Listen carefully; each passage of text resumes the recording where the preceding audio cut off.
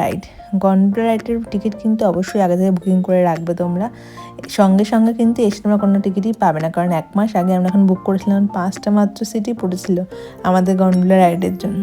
দেখো আমরা কিন্তু চলে এসেছি আমাদের ডেস্টিনেশনে। এবার চল লাইনে দাঁড়াই, কারণ লাইনটা হচ্ছে এখানে অনেক বড় জিনিস, কারণ গন্ডোলার 2টো ফ্রেজের টিকিট আমরা কেটেছি, আর 2টো ফ্রেজেই ভীষণ লাইন।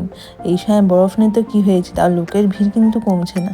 দেখতে পাচ্ছ কত ভিড় লোকের। তো আমরা প্রথম ফেজে চলে এসেছি, এখানে একটুখানি ঘোরাঘুরি করেই আমরা সেকেন্ড ফেজে বেরিয়ে পড়লাম, কারণ বেশি দেরি করা যাবে না, আমরা একটু লেটই হয়ে গেছিলাম আজকের দিনের জন্য।